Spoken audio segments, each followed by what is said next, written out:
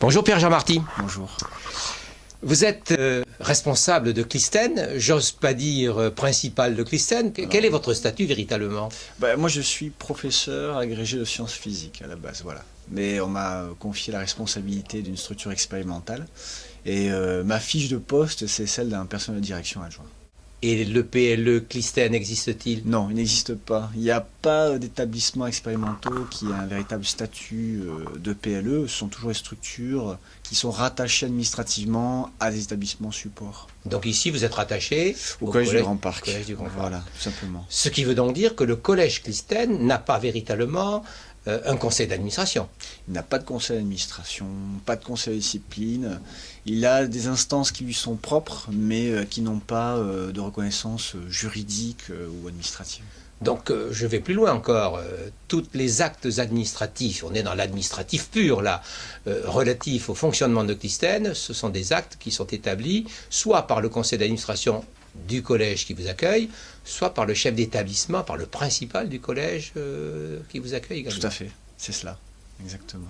Mais c'est une situation qui est quand même un petit peu, certains diraient, abracadabrantesque. Oui, ça peut tourner assez rapidement à l'usine à gaz. Alors il faut être extrêmement rigoureux sur les prérogatives de chacun, c'est-à-dire que dès lors qu'on s'est acquitté de ces tâches administratives, bon, c'est la liberté pédagogique qui s'exerce. Bien évidemment. Donc parlons pédagogie.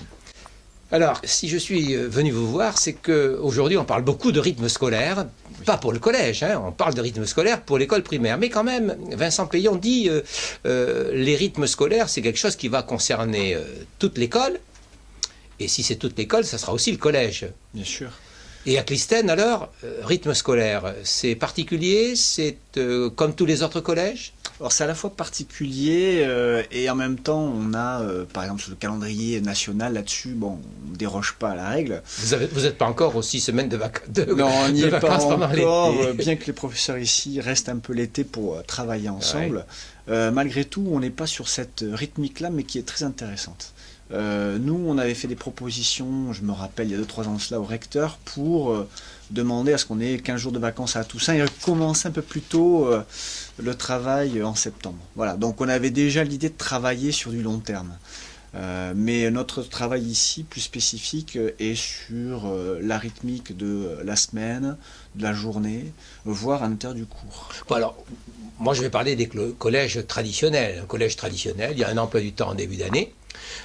Cet emploi du temps, c'est celui de l'ensemble des personnels et des élèves du collège.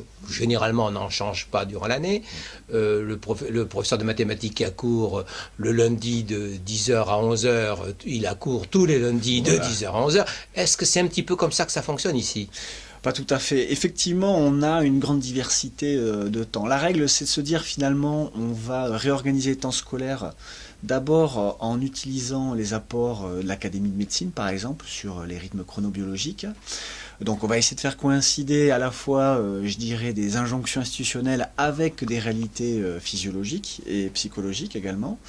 En même temps, on va essayer de se servir de tas d'outils qui existent déjà sur l'organisation du temps scolaire, notamment ce qu'on appelle le principe du temps mobile. C'est dire finalement que on va partir sur une base annualisée des heures, mais s'il faut mettre le paquet à un moment donné en français, on va le faire, et quitte à en faire un peu moins à un moment donné.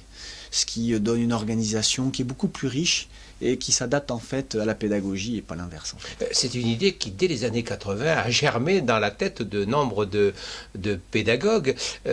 Donc, adapter les rythmes scolaires aux données de l'Académie de médecine, c'est à l'ordre du jour aujourd'hui pour l'enseignement du premier degré, pour l'école primaire. Mais concrètement, alors, comment cela se traduit-il?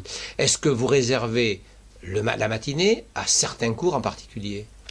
Alors déjà, ce que l'on fait, nous, à Clisthène, c'est qu'on ménage un temps d'accueil. C'est-à-dire que le matin, les élèves sont amenés, non pas directement en cours comme ils le font dans n'importe quel établissement, mais d'abord à observer un temps où ils peuvent prendre un petit déjeuner, échanger librement, se préparer tranquillement aux apprentissages. On a travaillé avec Hubert Montagnier, qui est un chronobiologiste, qui nous a appris que tout simplement, il y a un pic de stress le matin à l'arrivée dans les établissements.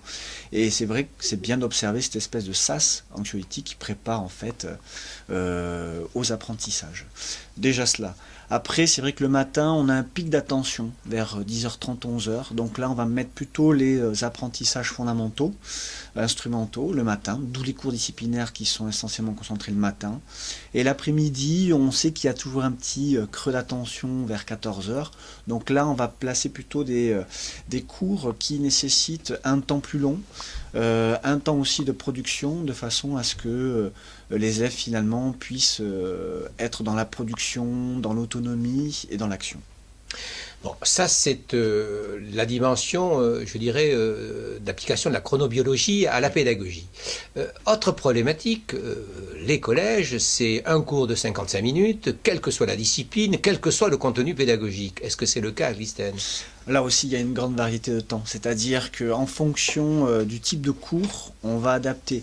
Si par exemple un professeur de sciences vient me voir et me dit « Moi j'ai besoin de faire des travaux pratiques, une séquence magistrale et puis derrière un petit peu d'exercice d'entraînement », 1h30 c'est très bien. Il s'agit en fait de varier à l'intérieur d'une même séquence, d'alterner des temps forts et des temps faibles. Voilà.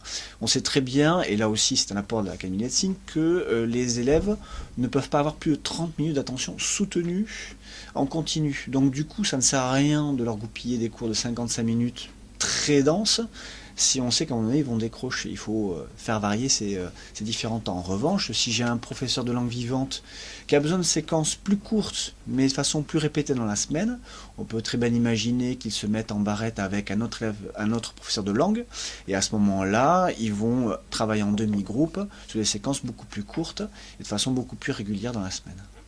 Alors, bon, j'ai dit 55 minutes, c'est donc variable à Clistène. Deuxième particularité du collège, et Vincent Peillon en a parlé, et en propose même, fait quelques propositions dans sa loi d'orientation sur l'école, c'est cette, comment dirais-je, ce choc que rencontrent les élèves lorsqu'ils passent du CM2 à la classe de 6e. À l'école primaire, ils ont un enseignant, au collège, ils en ont plusieurs, quelquefois même une dizaine. Comment gérer cette difficulté lorsque les enfants du CM2 arrivent au collège Clistène? Alors déjà, ce que l'on va faire, nous, on va essayer de proposer aux élèves des enseignements qui soient défragmentés. C'est-à-dire, si on prend par exemple l'enseignement des sciences de façon spécifique, on va arriver au collège avec un professeur de sciences physiques, un professeur de sciences de la vie de la Terre, un professeur de technologie. Donc on a comme ça tout un enseignement qui est complètement fragmenté. Nous on a mis en place à Clistène, dès la 6e, dans justement ce qu'on appelle le sillage de la main à la pâte, l'idée de se dire que ça va être un professeur qui va enseigner l'ensemble des sciences. Donc ces 3 disciplines en particulier, avec un demi-groupe. Donc qu'est-ce qu'il se passe? On a des élèves qui ont commencé un travail à l'école primaire et qui le continuent un peu sur le même mode d'un enseignement par pôle. Voilà. D'ailleurs, ce que l'on fait, nous, c'est qu'on invite les classes de CM1, CM2 à venir au collège. Ils viennent faire des enseignements de sciences avec des élèves de 6e, par exemple pour faire de l'électricité. Alors l'idée c'est que les élèves d'école commencent à se familiariser avec le collège, et en même temps ça concourt au fait que dans les écoles primaires on n'a pas forcément le matériel adéquat pour travailler les sciences, et ça permet aussi de travailler je dirais en synergie avec les professeurs d'école, pendant que nos petits 6e reviennent sur les apprentissages fondamentaux de mathématiques. Nous on va faire de l'électricité avec des petits CM2, donc c'est pas mal, c'est intéressant. Donc la transition CM de 6e, vous l'avez anticipée. J'ose pas dire que Vincent Peillon a un petit peu copié sur ce que vous faites pour faire une proposition dans la loi d'orientation. Ça existait déjà, hein. C'est-à-dire que ce genre de dispositif a déjà été mis en place. Je dirais à l'initiative de certains établissements qui ont bien un enjeu par rapport à ça. Et c'est pas pour rien que l'enseignement intégré sciences et technologies, on demande aux établissements les plus difficiles de le mettre en place, parce qu'il y a un vrai enjeu justement de voir arriver une population d'écoliers dans les collèges de secteur. Après, au-delà de ça, ce qui est intéressant, c'est peut-être de pousser cette philosophie jusqu'au bout, de voir pour les enseignements de langue, les enseignements des humanités, donc en fait avoir une approche par pôle décloisonnée, mélangeant différents publics, ce qui permet d'abord de dédramatiser ce qui se passe au niveau du collège, et puis au-delà de ça d'avoir une vraie continuité pédagogique.